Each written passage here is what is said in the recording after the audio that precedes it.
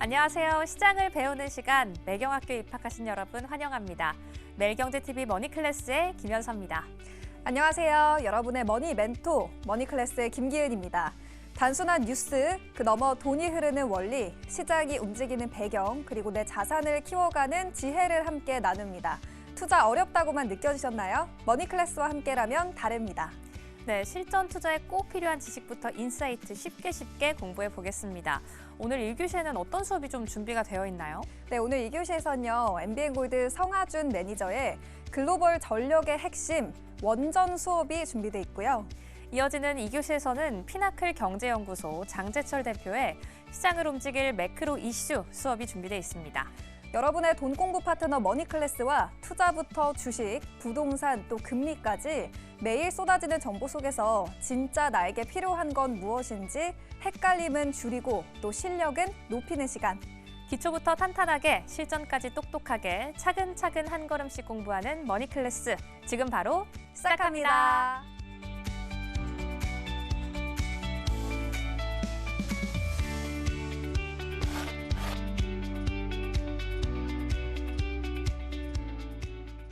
네, 머니클래스 이제 바로 출발해 보겠습니다.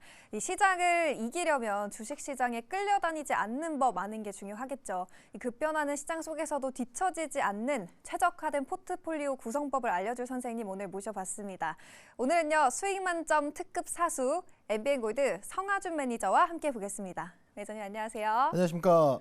네, 불과 몇 주 전에 나와주셨는데 이렇게 또 나와주셨거든요. 시청자분들께 간략하게 자기소개 한 말씀부터 부탁드릴게요. 네, 반갑습니다. MBN골드의 성하준 매니저입니다. 머니클래스 시간 통해서 이전에도 또 좋은 재료들 많이 소개를 해드렸는데 이렇게 또 자주 뵈니까 더 좋은 것 같아요. 그래서 이게 또 주기가 또 생각보다 빠르다고 느꼈는데 오히려 좋은 것 같습니다. 그래서 오늘 이 시간에도 여러분들이 집중하시면요, 여러분들이 다음 주에 또 시장 집중할 수 있는 내용들이 뭐가 있는지 면밀하게 성실하게 풀어드리도록 할 테니까 채널 고정하시고 함께 하시길 바라겠습니다.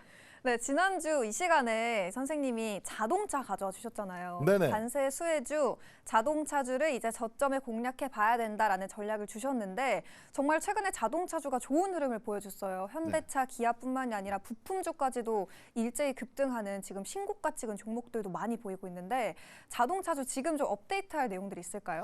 네, 사실 지금 시점에서 자동차주는 저는 매우 중요한 자리라고 생각이 들거든요. 네. 아무래도 지금 입장에서는 신규 매수도 매우 유효한 자리다라고 말씀드리고 싶은 게, 사실 제가 지난 시간에 자동차주의 업황을 풀어드렸을 때 당시에 그 이후에 확실히 관세에 대한 분위기가 해소되는 분위기로 넘어가다 보니까 이 자동차 부품 관련 종목이라든가 완성차 업체들이 일제히 급등하는 모습이 나왔어요. 맞아요. 그래서 현대차 같은 경우에는 거의 뭐 30만 원 선에 준하는 흐름까지 나왔었다 보니까 야, 이거 정말 자동차 관련주의 랠리가 정말 다시 한번 시장 주도주로서 자리 잡는 거 아니야? 라고 했었는데, 이게 조금 아쉬웠던 게 한미 정상회담 이후에 이 관련된 협의안이 구체안이 아직 나온 게 없다 보니까 이 종목들이 빅이벤트 이후에 공백이다, 재료가 없습니다 라고 하다 보니까 좀 쉬어가는 흐름이 나오고 있거든요.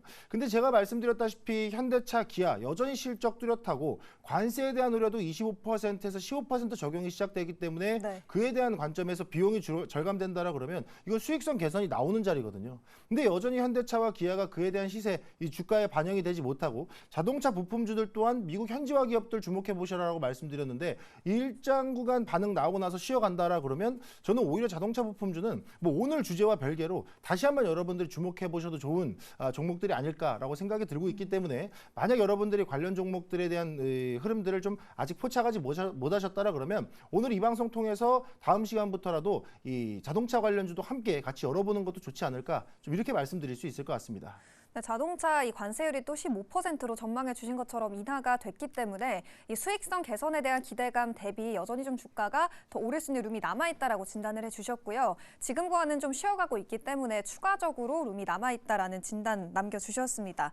그래서 오늘 매니저님 자동차도 너무 좋았기 때문에 오늘의 주제는 어디일지 궁금한데 어떤 섹터로 오늘 수업 진행해 주실까요? 네, 보니까 이제 머니클래스 통해서 우리 많은 매니저 분들께서 너무 네. 많은 내용도 풀어주셨더라고요. 그쵸. 근데 저는 이제 한 가지 빠뜨린 게 있으시길래 오늘 그거 좀 넣어드리려고 가져왔습니다. 어떤 거예요? 오늘 원전에 관련된 이야기를 좀 풀어드려야 될 것 같습니다.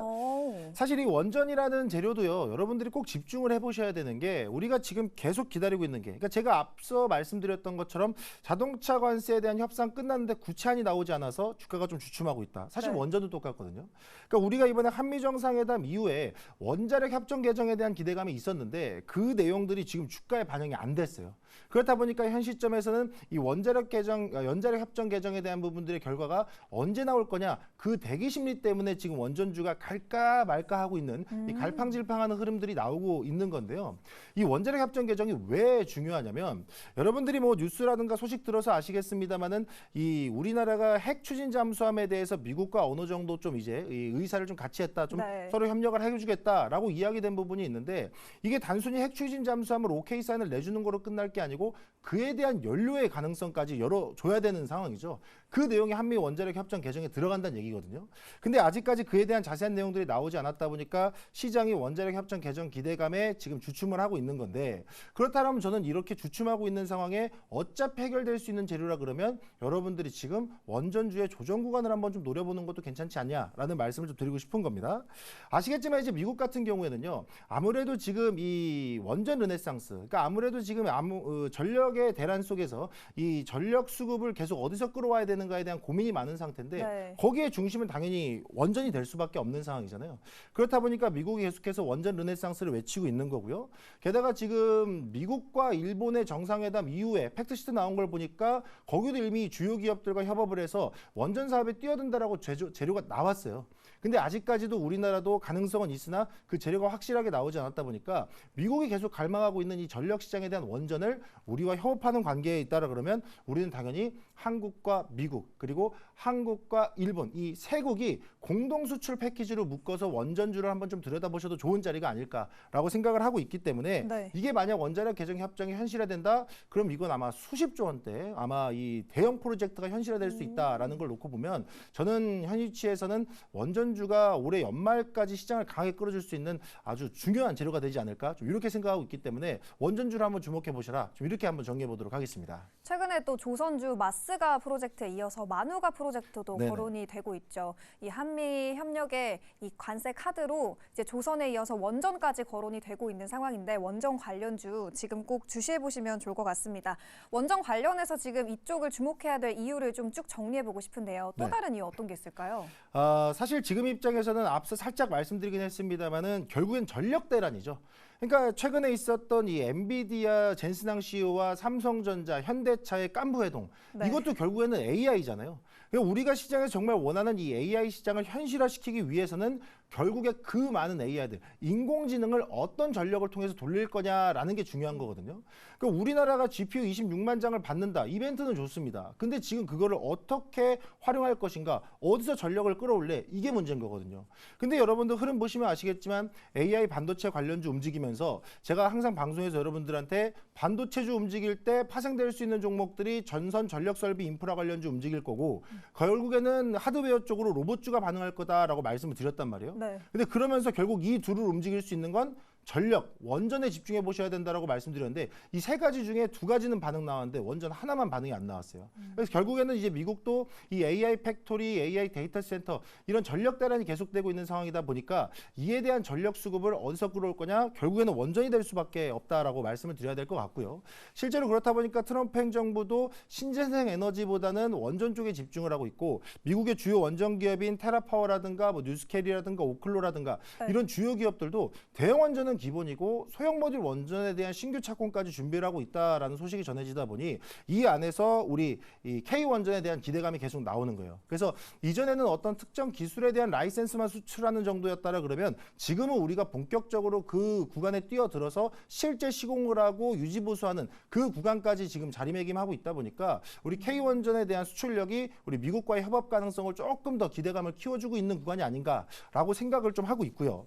게다가 이제 여기서 또 하나 기대해 볼 수 있는 내용들은, 최근에 이 미국의 테라파워 CEO가 우리나라에 와서 인터뷰를 한번 했습니다. 근데 인터뷰한 거 요약해서 딱 한 줄로 표현드리자면, 이 미국의 원전 르네상스는 K 원전 없이는 실행이 될 수 없다라고 이야기를 했어요. 제가 조금 과하게 해석한 걸 수도 있겠지만, 네. 근데 제가 보는 관점에서도 그럴 수밖에 없다라고 느끼는 건 결국엔 지금 미국이 유지하고 있는 설계 능력은 좋습니다. 하지만 우리가 갖고 있는 시공 능력이 미국이 없어요. 왜냐하면 오랜 기간 원전에 대한 이 시공 능력이 조금 멈춰져 있던 상황이다 보니까 우리의 이 시공 능력 그리고 이 유지 보수 능력을 미국이 원하는 거예요. 그렇기 때문에 미국의 테라파워 CEO도 그에 대해서 이야기를 했던 거고, 그렇다 보니까 이런 부분들이 점차 부각이 된다? 그럼 당연히 앞서 말씀드렸던 것처럼 단순히 라이센스만 수출하는 게 아니고 우리의 실제 시공 능력과 유지 보수 능력까지 우리가 수출이 되고 협업 관계가 이어진다라 그러면 저는 이 부분이 조금 더 시장에서 크게 부각이 될 수 있다라고 보이고요. 그리고 아마 제가 이렇게 원전 이야기를 하다 보면 아마 이제 시청자분들께서는 지금 원전 뭐 우리 한수원과 웨스팅하우스의 불공정 계약 이거를 떠올리시는 분들도 있을 수 있고요. 네. 그리고 우리나라 한국이 정책적인, 사실 정치적인 부분이죠. 맞아요. 정치적인 부분에 대한 우려를 표하시는 분들도 네. 분명히 있어요. 뭐 이전 정권의 원전이고 지금은 신재생이다 뭐 이러시는 분들도 있는데, 제가 분명히 말씀드릴 수 있는 건 현 정권도 결국에는 신재생 에너지와 원전의 에너지 믹스를 강조하고 있는 상황이고요. 그리고 제가 말씀드렸던 한수원과 웨스팅하우스는 불공정 계약이 아닌 협력 계약으로 맺어져 있다라는 거. 그렇기 때문에 합작법인 설립의 얘기 나오는 거거든요. 그러다 보니까 이런 부분들이 강조된다라 그러면 미국의 원전 수출 그리고 한국의 정책적인 수혜까지 이어진다? 당연히 원전주를 주목 안 할 이유가 없다라고 좀 말씀드릴 수 있겠습니다. 메이저님, 저 근데 궁금한 게 네네. 지금 AI 수가 계속해서 확대되고 있고 거기에 필요한 에너지원으로 지금 원전이 쓰이고 있는 건데 네. 그 대안으로 원전이 이제 짓는데 워낙에 오래 걸리다 보니까 뭐 SOFC 수소 연료 전지도 최근에 주목을 받았고 네. 태양광도 또 주목을 받고 있잖아요. 네네. 근데 원전 쪽을 그 중에서도 가장 주시해봐야 될 이유가 있을까요? 가장 주시해야 될 내용들은 결국에는 공급량이죠. 그러니까 지금 입장에서 당연히 신재생 에너지도 갖고 가야 돼요. 네. 그러니까 태양광도 그렇고 풍력도 그렇고 우리가 놓쳐서는 안 되는 충분한 이 에너지원이긴 합니다만은, 이 AI라는 건요. 이 예를 들어서 우리가 한국에다가 GPU 26만 장 주겠다. 너무 네. 고맙죠. 근데 그 GPU 26만 장 돌리려면 대형 원전 한 기에 들어가는 전력 수요가 필요하다라고 맞아요. 이야기가 되고 있다 보니까 지금 입장에서는 계속해서 가능한 24시간 유지 가능한 에너지가 필요한 거예요. 근데 아시겠지만 태양광이라든가 아니면 이제 풍력 에너지 같은 경우에는 어느 정도 좀 이제 이 계절적인 요인도 좀 타고 시기적인 흐름을 좀 타는 그런 에너지원이다 보니까 이 AI 팩토리 시대에 맞물리는 전력은 아니라는 거죠. 그래서 그런 해석들이 나오는 과정에서는 당연히 현 시점에서는 원전이 유지 가능한 가장 좋은 에너지원으로 좀 부각이 되고 있고, 사실 이것도 이 미국에서 에너지부 장관도 이야기를 했어요. 네. 지금 입장에서는 태양광과 풍력보다도 이 원전이 가장 또 유지하기 좋은 전력이다라고 이야기를 했고, 오죽하면은 지금 이 원전을 중국이라든가 러시아에 뺏기는 건 미친 짓이다라고 이야기를 할 정도로 강력하게 어필했던 부분들이 있다 네. 보니까 현재로서는 당연히 원전이 이 주요 전력원으로서 자리매김할 수 있지 않을까 이렇게 생각이 드네요. 그러니까 전력이 필요한 전력의 양이 막대하기 때문에 거기에 충족할 수 있는 그 에너지를 공급할 수 있는 건 원전이 독보적이다라고 말씀을 해주셨고요. 원전이 이제 조선에도 결합이 된다고 하는데 이 부분은 또 어떤 내용일까요? 사실 이 원전과 조선에 대한 부분들은 이제 네. 이 좀 같이 섞어서 에너지원으로 섞어서 좀 보시면 좋을 것 같은데요. 사실 현 시점에서는 우리가 이 소형 모듈 원전에 대한 부분들을 어떤 평지라든가 우리가 아는 일단 부지에다가 지어놓고 이제 올린다라고 생각을 할 수도 있는데, 이 먼 미래, 그러니까 소형 모듈 원전이라는 것 자체가 여러분들이 이미지상으로 보던 대형 원전보다는 확실히 규모가 작아요. 하지만 어느 정도 비용도 감축되고 설계 시간도 대형 원전보다 줄고, 그리고 일단 어느 자리에 깔든지 간에 그에 대한 제약이 조금 완화됐다라는 게 소형 모듈 원전의 장점이거든요. 근데 최근에 보시게 되면은 해상형 소형 모듈 원전에 대한 이야기까지 나오고 있다라는 거죠. 그러니까 왜냐하면 우리나라 입장도 그렇고 이 해외 시장도 그렇고 원전이 지어지는 지역에는 이 지역 주민들의 반발이 좀 일부 있을 수도 있다라는 거죠. 그렇다 보니까 이거를 그러면 그 부지에다 짓는 게 아니고 조금 더 멀리, 조금 더 띄워서 해상에다가 짓는 그런 방안까지 나오고 있다 보니까 이게 만약 구체화된다라 그러면 와, 그거를 지어낼 수 있는 해상 플랜트 역량 갖고 있는 조선주와도 연계가 될 수 있다. 그럼 단순히 원전은 그 자기들만의 원전 기술로서 이 섹터가 끝나는 게 아니고 이 조선 쪽으로도, 그러면 여기서 또 이어지는 게 해저 케이블로도 이어져야 되고, 이러다 보니까 계속 맞물리는 겹수의 테마들이 나올 수 있다라는 점에서 원전에 대한 미래 가능성은 충분히 더 열어놓고 보셔도 좋은 자리가 아닐까, 좀 이렇게 말씀드릴 수 있을 것 같습니다. 메이저님이 말보다 실행이 중요한 원전이다라고 또 말씀을 가져와 주기도 했는데 언제 그래서 원전주 주가가 가장 틀 수 있을까, 이것도 궁금하거든요. 체크 포인트 또 어떤 부분이 있을까요? 사실 이 원전 같은 경우에는요, 뭐냐면요. 이전부터 이야기는 많이 오갔잖아요. 네. 그리고 뭐 이 이재명 대통령도 이번 정권을 출범하면서부터 원전에 대한 이야기들도 많이 붙여줬고요. 게다가 이제 트럼프 대통령은 매일같이 원전을 찬양하고 있는 이 인물이잖아요. 네. 근데 이제 이렇게 지금 말만은 계속 나오고 있는데 제가 오늘 원전주를 소개해드린 이유도 이 말이 실행까지 아직 가지 못했다라는 거죠. 그러니까요. 그러니까 이게 실행까지 가서 실제 기업들이 수혜가 연결이 돼야 되는데 이게 지금 현실화되지 못하고 있다는 점이 관련주들의 상단을 막고 있다는 거예요. 그렇다 보니까 현 시점에서는 이 정상회담도 있었죠. 한미 원자력 협정에 대한 개정 이야기 나오죠. 핵 추진 잠수한 이야기 나오죠. 이야기는 좋은데 누가 할 거냐는 거예요. 그리고 어떤 기업들이 이걸 담당할 거냐는 겁니다. 네. 그럼 이 부분에 대해서 구체화되고 이 구체화된 내용들이 공시를 통해 전해진다라 그러면 원전 르네상스는 이 주가에 반영이 될 수밖에 없는 구간이기 때문에 여러분들이 지금부터 아 대표님 그러면 매니저님 이 원전주를 제가 어쨌든 방송 머니클래스 방송 보고 따라서 매매를 해봤는데 목표가 어디까지입니까? 라고 얘기하면 일단 공시 나올 때까지 흔들어 봐야 된다는 거죠. 그래서 지금 말로만 나오는 내용들이 실제 공시를 타고 실행력을 띈다라고 했을 때 그때 비로소 원전 르네상스가 주가에 반영되는 구간이니까 지금 입장에서는 여러분들이 이 공시에 대한 부분들 실제 실행력에 대한 부분들을 계속 한번 좀 추적해 보셨으면 좋겠다. 좀 이렇게 말씀드리겠습니다. 네, 실행에 대한 이슈가 나올 때 주가가 확 튈 수 있기 때문에 그 전에 미리 좀 공략해보는 전략 세워보시면 좋을 것 같네요. 원전 관련해서 리스크 요인은 없을지 궁금한데 이 부분은 어떤 내용일까요? 아, 사실 이 리스크 요인도 없다고는 할 수 없어요. 모든 네. 산업이 마찬가지고 제가 뭐 이전에 말씀드렸던 자동차 같은 경우에도 뭐 관세 비용에 대한 리스크가 있어서 조금 조심스럽게 접근했던 것처럼 원전도 사실 마찬가지긴 해요. 그러니까 사실 어떻게 보면 첫 번째 리스크로 본다라 그랬을 때는 당연히 연료 문제가 있을 수밖에 없죠. 그렇기 때문에 우리 한미 원자력 협정이 되게 중요한 건데 네. 이 한미 원자력 협정 개정 내용 중에 보게 되면 핵 연료 재처리 방안에 대한 부분이라든가 우라늄 농축에 대한 관련된 내용들이 포함이 돼 있잖아요. 이게 결국에는 우리가 핵 추진 잠수함을 만들긴 만드는데 연료를 어디서 떼올 거냐? 우리가 또 비용을 들여서 사와야 되느냐 아니면 우리가 자체적으로 대응할 수 있느냐 이거를 판가름할 수 있는 구간이기 때문에 이 연료에 대한 재료까지도 우리가 좀 일단은 해결돼야 되는 리스크 포인트 중에 하나다라고 좀 말씀을 드릴 수 있을 것 같고요. 두 번째는 당연히 원전은 항상 걸림돌이 인허가죠. 그러니까 이거를 어떻게 허가를 받아서 건설이 시작을 되고 이 지역 주민들의 반발들을 어떻게 보상을 해줄 것이고 이런 인허가 리스크까지 있다 보니까 실행 단계까지 들어갈 때는 이 인허가 리스크에 대한 부분들도 한번 좀 계속 추적을 해봐야 되는 내용 중에 하나고요. 그 다음에 이제 세 번째로는 이 비용에 대한 문제도 어느 정도 좀 굵어질 수밖에 없죠. 계속 부각될 수밖에 없죠. 이 비용에 대한 문제도 물론 소형 모델 원전으로 전환되는 구간에 있다 보니까 이전 대형 원전보다는 비교적 비용이 조금은 감축된 부분들은 있지만 여전히 뭐 자본 비용이라든가 뭐 물가에 대한 부분들까지도 고려한다라고 했을 때는 네. 원자재를 들이는 데 있어서의 리스크가 일부 있을 수는 있다라는 거예요. 그래서 이런 금융 비용에 대한 부분들, 자본 비용에 대한 부분들이 어떻게 해결되는지도 이 원전주가 실행을 하는 데 있어서 걸림돌이 될 수 있기 때문에 물론 지금 자리는 워낙에 상단에 좀 많이 눌려 있고 조정 구간에 들어가 있는 자리이기 때문에 이 리스크가 주가를 더 끌어내리진 않겠지만 치고 올라가는 데 있어서 한 단계 한 단계씩 깨줘야 되는 리스크 포인트라는 점은 여러분들이 한번 주시를 해보셨으면 좋겠다. 좀 이렇게 정리해드리도록 하겠습니다. 네, 리스크 요인들도 매니저님이 정리를 해주셨으니까요. 이 부분도 투자하실 때 꼭 참고해보시면 좋을 것 같고요. 국내 기업들이 그래서 어떤 수혜를 받을까 이 부분도 궁금한데 국내 공급망 역할에 대해서도 설명해 주시죠. 네, 사실 이게 제일 중요한 것 같아요. 네. 이게 그러면 원전주 알겠고 어떤 종목들이 수혜를 입을 거냐 이게 그러게요. 좀 중요할 것 같은데요. 일단은 뭐 최근에 이 일부 외국계 증권회사에서도 우리 한국 K 원전에 대한 내용들을 풀어줄 때 세 종목 얘기했어요. 첫 번째 두산에너빌리티, 네. 두 번째 현대건설, 세 번째 한전기술.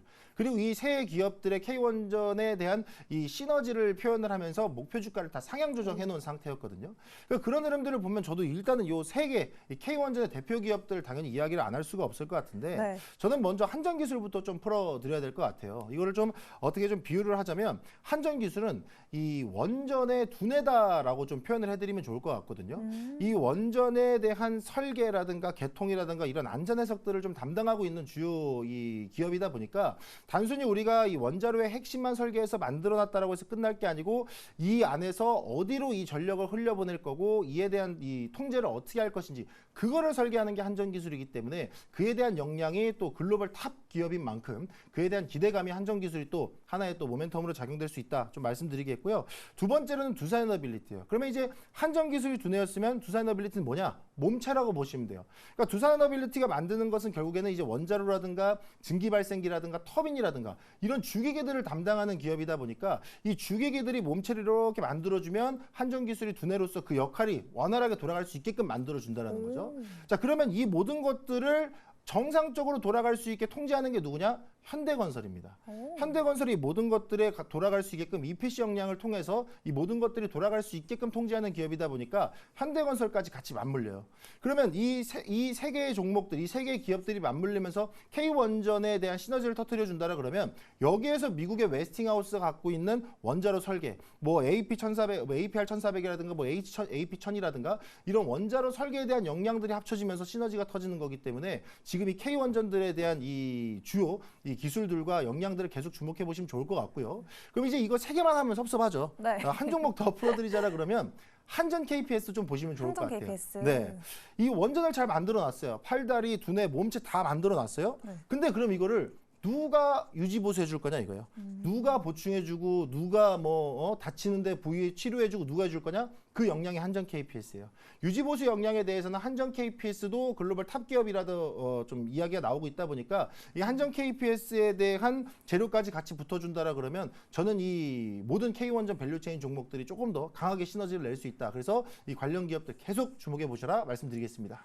네, 두산에너빌리티, 한전기술, 현대건설 그리고 한전 KPS까지 종목단으로도 우선 업황에 대해서 소개를 해주셨고요. 해외 원전 관련해서 기대감도 있을지 궁금한데 해외 원전 공조에 대한 기대감은 또 어떤 부분이 있을까요? 아, 이제 해외 원조, 그러니까 해외 그 원전 공조에 대한 네. 부분들은 사실 어떻게 보면 이제 앞으로 원전을 필요로 하는 주요 국가들과 어떻게 협력 관계를 유지할 거냐요. 그러니까 우리가 이전에도 이 체코, 유럽 수주도 했고요, 중동 수주도 했습니다. 사실 중동도 원전이 들어가기 어려운 국가고 특히나 유럽 같은 경우에는 더욱더 들어가기 어려운 국가예요. 워낙에 이 탈원전 정책이 강한 국가다 보니까. 근데 우리나라가 그 K원전의 시너지로서 그 시장을 깨냈잖아요. 그렇다 보니까 그럼 그 이후에 뭐 폴란드라든가 뭐 사우디라든가 추가적으로 원전에 대한 이 공조를 원하는 기업들과 우리가 어떤 협력 관계를 가져갈 거냐 이건데 네. 일단 제일 중요한 건 웨스팅하우스. 오. 그러니까 웨스팅하우스와 한수원의 협력 관계가 결국에는 웨스팅하우스가 우리나라 K원전을 아무리 노래 불러도 웨스팅하우스만큼 글로벌 시장에서 경쟁력 있는 기업이 없거든요. 그렇다 보니까 이 웨스팅하우스가 AP1000이라는 설계, 이 원전 설계 기준을 가지고 이 해외 시장의 문을 열어주면 아까 말씀드렸던 우리나라의 한전기술, 두산에너빌리티, 현대건설, 더 간다 그러면 한전 KPS 이런 주요 기술, 이런 주요 기업들이 해당 관련된 기술들을 결합해서 이 앞서 말씀드렸던 이 유럽이라든가 중동 이런 기업들과 좀 더 강력한 시너지를 낼 수 있다라는 점을 주목해 보시면 좋을 것 같기 때문에 지금 입장에서는 누가 원전 수주를 따내느냐가 중요한 게 아니고 이거를 우리가 어떻게 협력해서 각자 얼마나 남기느냐의 싸움이다. 라는 것을 보시면 좋기 때문에 미국은 경쟁 관계가 아니고 협력 관계고 협력 관계를 통해서 해외 수주에 대한 모멘텀들을 더욱더 계속 파헤쳐 놔야 된다. 이렇게 말씀드리도록 하겠습니다. 네, 메이저님이 오늘 원전 관련해서 전반적인 업황에 대한 기대감 그리고 종목단으로도 간략하게 설명을 해주셨는데요. 오늘 언급이 나왔던 종목이 현대건설, 두산에너빌리티, 한전기술 그리고 한전 KPS였는데 이 안에서 사실 탑픽 기업이 궁금한데 시간 관계상 네이버 밴드로 가서 좀 설명을 들어봐야 될 것 같아요. 경로 소개해 주세요. 그렇습니다. 네. 오늘 여기서 종목까지 다 풀어드리면 좋았을 텐데 그러니까요. 여러분들한테 전해드리고 싶은 말이 너무 많았나 봐요. 네. 벌써 시간이 다 된 것 같은데요. 여러분들이 녹색창 네이버 검색창에다가요. 성하준이라고 검색하시면 돼요. 성하준이라고 검색하시면 네이버 밴드 참여하실 수 있는데요. 거기에다가 오늘 풀어드렸던 원전 그리고 원전 관련 수혜주들에 대한 내용들 정리해서 업데이트 시켜 놓겠습니다. 그럼 여러분들이 그거 들어오셔서 그것만 확인하셔도 그 이후에 원전 르네상스 K원전에 대한 기대감들을 수익으로 바꿔보실 수 있을 테니까 네이버 밴드 무료 가입이에요. 많은 참여 부탁드리도록 하겠습니다. 네, 사실 지난번에 자동차 관련해서 수업을 진행해 주실 때 그때까지만 해도 매니저님들 중에 이 자동차를 공략해보자라는 전략 주시는 분들이 정말 많이 없었거든요. 없었죠. 근데 그렇죠. 역시 차하준 매니저님답게 그때 자동차 저점에 공략해서 큰 수익 나신 분들 많을 것 같습니다. 오늘의 주제는 원전이었는데요. 네이버 밴드로 가시면 더 자세한 또 종목에 대한 전략도 들어보실 수 있습니다. 무료 방송까지 참고해보시면 좋을 것 같고요. 저희는 다음 주에도 이 시간에 좋은 투자 인사이트와 함께 돌아오도록 하겠습니다. 오늘 말씀 고맙습니다, 선생님. 감사합니다. 네, 머니클래스 2교시 수업 시작해 보겠습니다. 지금 내가 어떤 상황에 처해 있고 어떤 환경에 둘러싸여 있을까를 보려면 뭐니 해도 거시경제를 봐야 할 텐데요. 거시경제는 금리나 물가, 환율, 성장률 등 여러 가지 전반의 흐름을 다 봐야 하기 때문에 이걸 내가 어떻게 해석을 해야 하지라고 어려움을 느낄 때가 많습니다.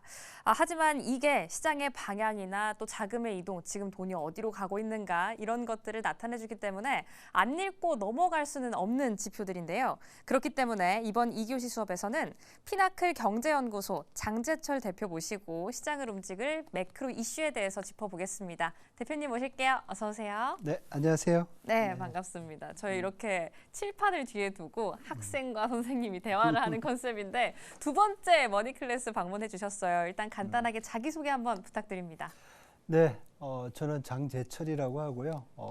지금은 피나클 연구소라고 해서 우리 글로벌 금융 또 경제에 대해서 연구하고 또 이렇게 기회가 되면 방송에 나와서 제가 생각하는 바를 얘기하고 있습니다. 그리고 그 전에는 KB은행 또 증권, 그다음에 시티은행과 증권에서 수석 이코노미스트로 일을 했는데 약간 전체적으로 20에서 25년 정도 시장에 있었습니다. 그래서 뭐 여러 가지 이코노미스트로서 뭐 전망과 또 경제 분석 그리고 이런 쪽에 많이 종사했습니다. 네. 우리 이코노미스트 선생님께서 오늘 어떤 이야기를 또 풀어나가 주실지 참 궁금한데 오늘 전반적으로 수업 전체를 아우를 수 있는 수업 소개 한번 간략하게 부탁드려도 될까요? 오늘 어떤 이야기 해주실 거예요? 최근에 인플레이션에 대한 이슈가 이제 많이 불거지고 있죠. 그리고 네. 우리가 쉽게 이제 많이 했던 얘기가 인플레이션 스티키하다, 끈적끈적하다, 네. 잘 안 내려온다. 그리고 어떻게 보면 오늘 여러분들께 더 말씀드릴 것 중에서 더 키 이슈라고 할 수 있는 것은 인플레이션 때문에 결정되는 중요한 경제 변수가 금리인데 네. 정책 금리가 앞으로 이전에 우리가 봤던 것보다 좀 더 높은 수준에 있을 확률이 높다. 그래서 이러한 부분에 대한 논의를 이제 앞으로 이제 차근차근 이끌어갈까 합니다. 그래서 네. 이제 현재 이제 인플레이션이 어떤 상황인가부터 해서 나중에 이제 시장과 상품에 대한 임플리케이션까지 함의까지 그렇게 살펴보도록 하죠. 네. 오늘 어떤 이야기를 해주실지 정말 기대가 되는데 그런 의미에서 정말 의미 있는 첫 번째 질문 한번 드리겠습니다. 일단 인플레이션이 왜 생기는지부터 짚고 가야 되잖아요. 현재 글로벌적인 인플레이션은 왜 일어나고 있는지도 궁금하고 또 12월 FOMC까지 연준이 가지고 있는 일단 기본적인 핵심 플랜이 뭔지 그리고 만약 이걸 안 한다라고 한다면 플랜 B로 가지고 있는 건 뭘지도 궁금하거든요. 일단 지금 글로벌 인플레이션의 주요 원인 뭐라고 봐야 할까요? 그러니까 이제 얘기를 하려면 인플레이션 그리고 글로벌 인플레이션 두 개잖아요. 네. 그 인플레이션은 물가가 상승하는 근데 그냥 상승하는 게 아니라 지속적으로 상승할 때 우리가 그걸 인플레이션이라고 그래요. 네. 그러니까 물가가 지속적으로 상승하는데 글로벌 인플레이션 하면은 이러한 물가의 어떤 상승 추세가 전 세계적으로 공통적으로 일어나는 거 아니냐 이렇게 이제 보는 거죠. 네. 그래서 우리가 그 용어에 대해서 정의를 했으면 인플레이션은 물가가 지속적으로 상승을 하는 건데 물가는 우리가 이제 가격이라고 볼 수 있잖아요. 맞아요. 가격은 시장에서 결정되잖아요. 네. 그렇죠? 시장에서 수요와 공급이 결정을 하는데 물가가 오른다 그러면 수요와 공급의 변화가 있을 거예요. 그렇죠? 예를 들어서 지금 우리가 어떤 가격에서 물건을 사고 파는데 공급이 줄었다. 네. 그러면 그 가격에서 기존에 있었던 수요보다 공급이 줄으니까는 사람들이 물건이 모자라니까 어떻게 하겠어요? 가격이 올라가나요? 더 높은 가격을 주고도 사고 싶어 하겠죠. 그러면 물가가 올라가는 거예요. 네. 두 번째로는 그냥 그 가격에서 수요가 확 늘어났어요. 그러면 공급은 정해져 있는데 수요가 늘어나니까 어떻게 돼요? 가격이 올라가는 거네. 기업 입장에서는 가격을 올려도 팔겠죠. 그래서 인플레이션은 수요 측 요인과 공급 측 요인이 같이 있다고 보는 거예요. 근데 우리가 지금 첫 번째 질문이 뭐냐면 글로벌 인플레이션이 뭐였냐라고 보면 아마도 우리는 그 시계를 코로나 위기 이후의 시간으로 봐야 될 것 같아요. 그래서 네. 이제 이 장표가 준비됐으면은 저 장표에서 볼 수가 있는데 네. 이 코로나 위기 이후에 물가가 여기서 보면은 저렇게 엄청 빨리 올라갔어요. 오, 왜 그러네요. 올라갔을까요? 코로나 시기에 물가가 오른 이유. 저렇게 사람들이- 코로나 위기 직후에 빨리 올라간 거는 네. 우리가 코로나 때는 이렇게 경제를 봉쇄했잖아요. 네. 락다운을 했잖아요. 음. 쓰고 싶어도 못 썼어요. 어, 그러니까 코로나 위기 때 집에 있던 사람들이 소위 말해서 리오프닝, 경제를 재개하니까 돈 쓸 일이 있죠. 근데 그 사이에 무슨 일이 있었냐면 정부와 중앙은행이 경기를 살리기 위해서 네. 돈을 많이 풀었었어요. 그러니까 기업도 그렇고 개인들도 그렇고 그런 풍부한 유동성을 가지고서 못 썼던 소비를 갑자기 늘으니까 펜트업 디맨드라고 얘기를 하는데 물가가 빨리 올라간 거죠. 네. 그래서 저렇게 올라가는데 거기에 또 무슨 일이 벌어졌냐면 코로나 위기 때 락다운을 하면서 생산이 다 정지가 됐었잖아요. 네. 근데 수요는 늘어나는데 공급이 정해져 있으니까 공급 측에서도 수요를 채우지 못하는 거예요. 우리가 그거를 공급 차질이라고 얘기하잖아요. 어, 그래서 공급 요인과 수요 요인이 아주 복합적으로 되면서 인플레이션이 저렇게 높아진 거예요. 그래서 신흥시장국 같은 경우에는 거의 2022년 보면 10%까지 전년 대비 10% 올라갔고 선진국도 마찬가지예요. 이 주황색인데 네. 보면은 거의 한 6%이 정도로 올라갔어요. 어, 근데 이 인플레이션이 그 다음에 이제 경제도 재개가 됐고 네.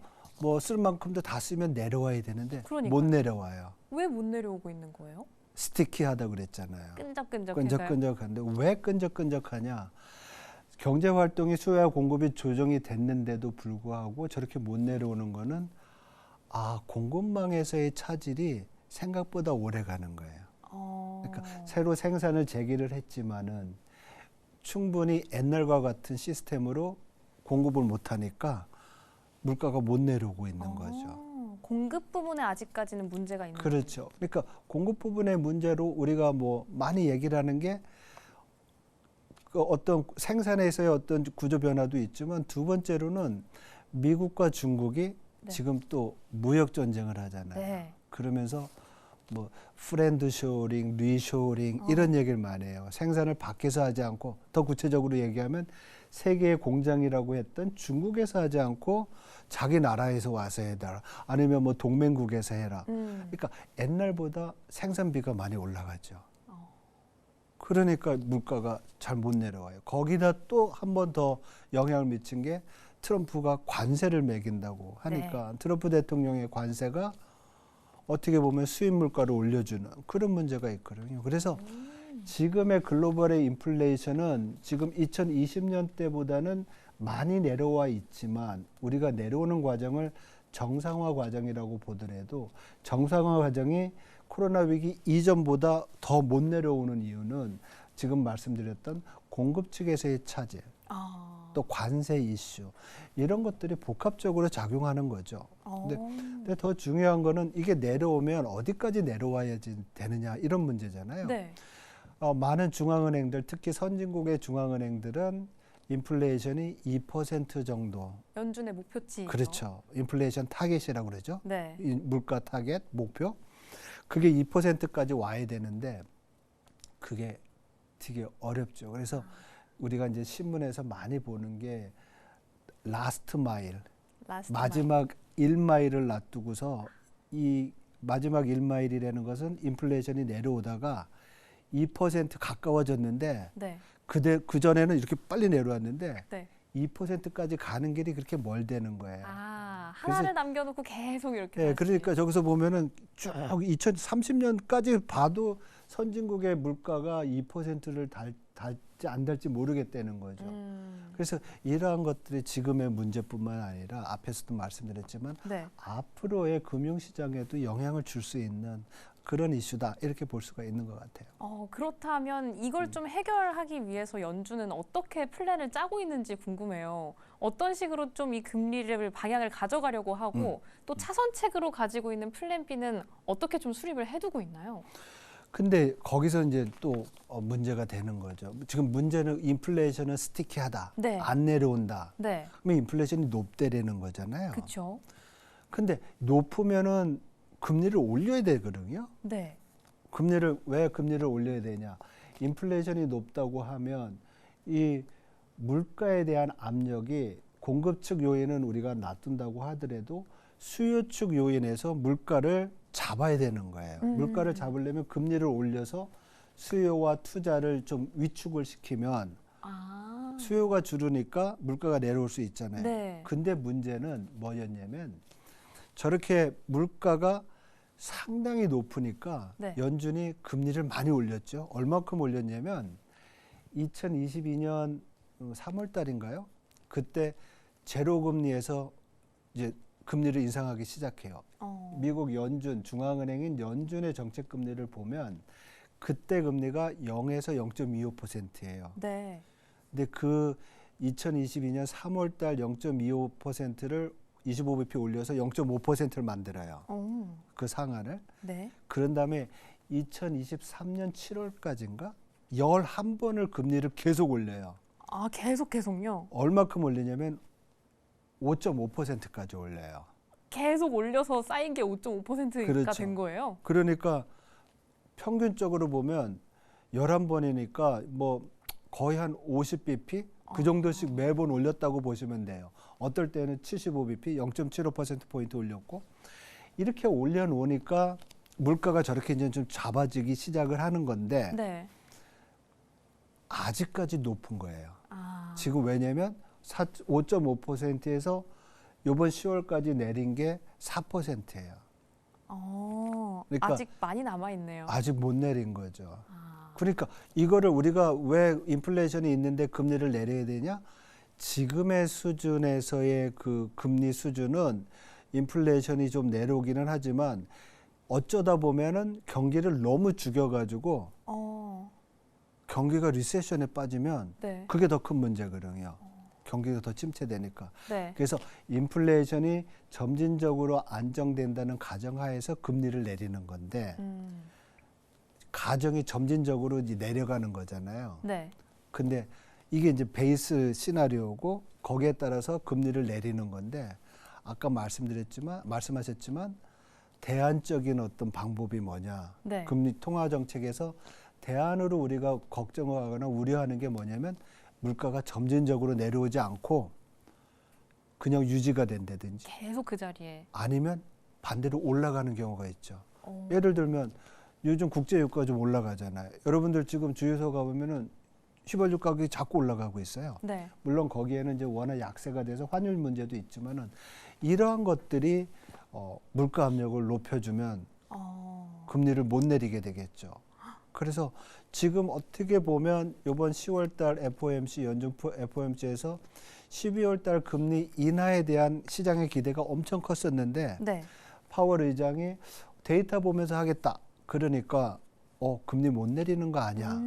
그러면서 어떻게 보면 금융시장의 변동성이 지금 커지고 있다. 이렇게 보면 될 것 같아요. 아, 그렇다면 지금까지는 정말 디테일하게 연준 안에서는 어떤 이야기가 나오는지 또 수요와 공급에 조금 초점을 맞춰서 이야기를 해주셨는데 이런 요인뿐만 아니라 사실 구조적인 문제도 좀 있잖아요. 수요 공급 간의 관계 때문에 생기는 것도 있지만 뭐 탈세계화나 아니면 앞서서 좀 언급을 해주신 노동력이 부족해지고 또 요즘 난리가 나 있는 에너지 전환 또 공급망 다변화 이런 것 때문에도 물가가 좀 움직이기도 하는데 이 둘 중에 무엇이 더 영향을 주느냐라고 봤을 때 공급과 수요인가요? 아니면 구조적 변화인가요?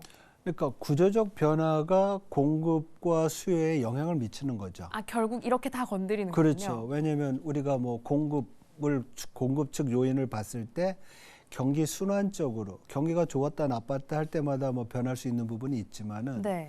구조적 요인으로 예를 들면 지금 물가 수준이 굉장히 스티키한 것 중에 하나가 그동안 이제 상품 물가가 좀 내려왔었어요. 저기 워낙 높은 데서 경제 활동이 재개가 되고 생산을 늘리면서 상품 물가는 내려왔는데 서비스 물가가 안 내려왔어요.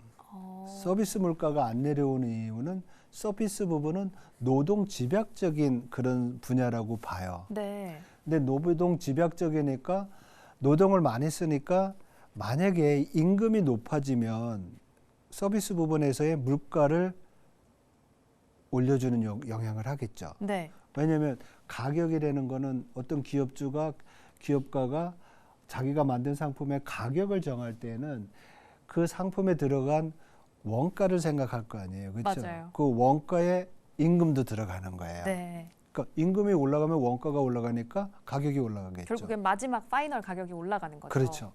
근데 지금 말씀하신 대로 인구의 문제라든지 아니면 트럼프 대통령이 2기가 시작되면서 아주 강력한 이민 정책을 쓰잖아요. 그렇죠? 그러면 이민 노동자들이 미국에서 나오게 되면서 시장에서의 노동력이 부족하니까 임금이 올라가잖아요. 그러니까 서비스 부분에서의 물가가 빨리 안 내려오는 거예요. 네. 오히려 최근에는 임금이 올라가면서 물가가 올라가는 부분도 있어요. 그러니까 이런 구조적인 문제도 있고. 그리고 아주 좋은 지적해 주셨는데 그 그린 아니면 에너지 전환. 네. 사실 옛날에는 우리가 그냥 화석 연료를 쓰면서 상당히 화석 연료 경제에 적응이 돼 있고 그 원가를 많이 낮춰놨었어요. 네. 근데 이게 에너지 전환이 되면 뭐 풍력이라든지 태양광. 재생 에너지로 네. 가잖아요. 그러면 새로 투자도 해야 되고 그리고 그거의 효율성이 아직까지 과거의 화석 에너지처럼 좋지가 않아요. 그러면 투자 비용 올라가죠. 효율성 낮으니까는 전기값 같은 거 더 올라가죠. 예를 네. 들면. 그런 부분도 분명히 물가에 영향을 줄 수 있는 그런 부분이라고 볼 수가 있죠. 그래서 구조적 요인도 물가가 빨리 내려오지 못하게 하는 그런 영향을 주고 그 결과가 코로나 위기 이전보다 인플레이션, 물가 상승률 자체가 좀 더 높아질 수 있는 그런 원인이 될 수도 있다는 거죠. 네, 그러면은 앞서 언급을 한번 해주셨던 노동시장, 고용시장에 대해서도 한번 질문을 드리고 싶어요. 지금 현재 좀 실업률은 낮은데 채용 증가세도 좀 둔화가 되고 있고 임금은 하지만 말씀해주신 것처럼 여전히 좀 높아지고 있는 상황이죠. 인플레이션을 잡기 위해서 고용의 냉각은 필수 불가결하다라고 보시는지 또 이런 이야기를 할 때 항상 나오는 게 필립스 곡선이잖아요. 인플레이션이랑 실업률은 상반관계가 있다. 이런 것도 이제 좀 재정립이 돼야 된다. 이런 이야기도 나오던데 고용시장과 관련해서 인플레이션을 풀어주신다면 어떻게 말씀을 해주실지요? 네, 그러니까 지금 보면 물가는 내려오고 있는데 네, 이제 문제는 빨리 안 내려오는 거잖아요. 맞아요. 그럼 이거 어떻게 해야 되느냐? 그럼 금리 올려야 되느냐? 금리 올리면 안 된다는 얘기죠. 왜냐하면 너무 높은 데서 지금 내려놨는데 이 내려놓은 것 자체도 사실은 경제에 부담이 된다고 그랬잖아요. 네, 그게 얘기하는 게 연준 의장이 기자회견에서 통화 정책이 굉장히 아직까지 제약적이다. 이런 얘기예요. 제약적이라는 얘기는 금리를 내려야 되는데 왜냐면은 지금 너무 제약적이니까 정상화 시켜야 되잖아요. 네, 인플레이션도 높은 데서 내려오고 있는 거 정상화듯이 정책 금리도 정상화해야 되는데 금리를 우리가 높은 수준에서 낮춰야 되는 부분이 있는데 지금 고용도 지금 점점 나빠지고 있잖아요. 네. 그렇죠? 근데 고용을 더 나쁘게 하려면 어떻게 되냐면 제약적인 수준의 금리를 지금 높은 수준이잖아요. 네. 근데 과거보다는 낮잖아. 이거를 더 빨리 내리면 안 된다는 거죠. 천천히 보면서 그렇죠. 내려야 되는 거군요. 천천히 내려야지만 이 소위 말해서 제약적인 수준에 의해서 노동시장의 그 여유가 즉 고용이 좀 줄게 되고 실업이 좀 늘어나면서 임금이 내려올 수가 있고 그러면서 앞에서 말씀드렸던 굉장히 스티키한 서비스 물가가 내려올 수가 있는 거예요. 그래서 지금 뭐 맨날 물가가 걱정이라고 그러면은 한국은행이나 우리가 배운 바로는 중앙은행이 금리를 올려야 되는데 네. 그런 상황이 아니라 지금 이미 높은 수준에 있는데 그거를 정상화가는 과정을 좀 천천히 하는 것 자체만으로도 노동시장에서의 어떻게 보면 고용이 줄게 되고 물가를 낮추는 그런 부분이 있다는 거죠. 그렇게 되면 과거에는 어떤 일이 있었냐면은 물가와 말씀하신 대로 고용 간의 관계가 원래는 이게 역관계 있어야 돼요. 네. 그러니까 실업이 늘어나면 물가 내려와야 되잖아요. 맞아요. 근데 과거에는 실업이 낮은 수준에서 물가가 계속 움직여서 어떻게 보면 그 역관계가 성립이 안 됐었는데 최근에는 실업이 늘어나면서 물가가 좀 잡히는 지금 우리가 경험했죠. 왜냐하면 미국의 실업률이 4.0에서 지금 4.3까지 왔는데 네. 인플레이션이 3.0에서 지금 3% 초반으로 왔잖아요. 그래서 이런 물가와 그 실업 간의 역관계가 지금은 점점 정상화되고 있다. 이것도 이렇게 볼 수가 있습니다. 아, 그럼 이렇게 고용 시장을 한번 정리를 해봤는데 이 부분이 전 항상 가장 궁금하더라고요. QT를 12월이 시작하는 날짜부로 종료를 하겠다라고 이야기를 했는데 이게 인플레이션을 잡았으니까 풀어준다라는 맥락보다는 금융시장 유동성 한계 때문에 멈춘 거다 이런 평가도 나오고 있더라고요. 이런 부분 어떻게 보시는지도 궁금하고 또 QT 종료가 돈의 흐름에는 어떤 영향을 줄지도 한번 풀어주시면 좋을 것 같아요. 예, 근데 이제 말씀드렸듯이 이게 QT가 그동안 이제 밖에다 풀어놨던 유동성을 가져 들어오는 거잖아요. 네. 그러니까 전체 경제에서의 유동성이 줄으니까 긴축적인 요인은 될 수 있어요. 그래서 이게 어떻게 보면 통화 정책의 기조 변화냐 이렇게 볼 수도 있지만은 시장이랑 전문가들의 평가는 그렇지 않다. 지금 말씀하신 대로 QT가 진행이 되는데 사실 금리도 굉장히 제약적 수준이라고 그랬잖아요. 네. 그러니까 시중의 자금 상황이 나빠진 거예요. 특히 단기 자금 시장이. 과거에도 2019년인가요? 그때도 QT 때문에 단기 자금 시장에서의 금리가 굉장히 높은지 올라간 적이 있어요. 자금 수준. 그래서 이러한 상황이 지금 미국에서 나타나고 있으니까 그러한 자금 시장에서의 문제점을 좀 완화시키기 위해서 QT를 하는 거고 그런다고 하더라도 사실 그동안 빨려 들어왔던 유동성이 정지되는 거잖아요. 네. 그만큼 상대적으로 경제 내에서는 유동성이 돌고 있기 때문에 이거는 어떻게 보면 유동성이 좀 상대적으로 늘어나는 점에서 자산 시장이나 아니면 달러한테는 자산 시장에는 긍정적이고 달러한테는 좀 부정적인 그런 요인으로 작용할 수도 있습니다. 네, 이렇게 긴축에 대한 부분까지 좀 빠르게 짚어봤는데 그렇다면 계속된 연준의 금리 인하, 기준금리 인하가 어디까지 갈지 그 방향성의 종착지가 어딘지도 궁금합니다. 최종적으로 안착할 수준에 대한 전망치는 좀 어디까지 나오고 있나요? 우리가 오늘 이 주제를 시작을 할 때 인플레이션이고 인플레이션 스티키하고 문제 잘 안 내려온다. 라스트 네. 마일이 참 되게 힘들다. 맞아요. 앞으로 인플레이션이 생각보다 되게 높을 거로 보여요. 그 얘기는 우리가 보통 연준의 정책 금리를 보통 2%라고 봤었는데 과거에는 그 보통 상황에 이제는 그 이상에서 끝날 가능성이 커요. 연준의 최종 정책 금리 이번 인하 사이클에서의 끝은 3에서 3.5%. 어쩌면 3% 중반에서 끝날 가능성이 크다는 거죠. 그러면은 지금 4%잖아요. 네. 몇 번 안 남았죠. 이 기조가 또 꺾일 수도 있는 거군요. 이러다가 갑자기. 그렇죠. 그래서 정책 금리를 인하를 하겠지만 연준의 점도표에 따르면은 올해 한 번, 올해 남은 거 한 번, 내년에 한 번, 후년에 한 번이라고 그러거든요. 네. 어쩌면 마지막에 있었던 그 금리 인하가 없을 수도 있어요. 그래서 오히려. 최종 금리는 우리가 코로나 위기 이전에 봤던 수준보다 굉장히 높은 수준에서 끝날 것이다. 이렇게 전망을 합니다. 그렇다면 지금 현 시점 글로벌적인 경제 성장 둔화 추세도 한번 여쭤보고 싶어요. 이게 잘 착륙을 하고 종착지를 찾아서 연착륙 쪽으로 갈 것인지 아니면 경착륙 위험이 더 커지고 있는지도 여쭤보고 싶습니다. 어느 쪽을 조금 더 중점적으로 보세요? 다행히 지금 전망은 세계 경제뿐만 아니라 미국 경제도 그렇고요. 경착륙에 대한 전망은 그렇게 크지가 않아요. 왜냐하면 연준이 정책 금리를 지금 굉장히 잘 조정을 하고 있어서 네. 금리 조정으로 인해서 경기가 급속하게 나빠질 가능성은 없어요. 그렇지만 우리가 이런 전망에는 항상 하방 리스크가 있잖아요. 네. 하방 리스크, 관세 이슈라든지 아니면 자연재해라든지 네.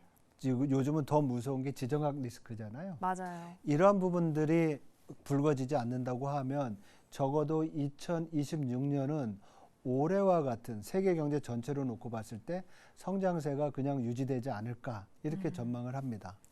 네. 오늘 정말 전체적인 우리가 이런 이슈들을 생각할 때 무엇을 알고 있어야 하는지부터 그럼 그것들을 바탕으로 지금 연준은 어떤 생각을 하고 있고 또 2026년 연준의 종착지는 어디로 가고 있는지까지 이렇게 마지막 질문 통해서 한번 마무리를 해봤습니다.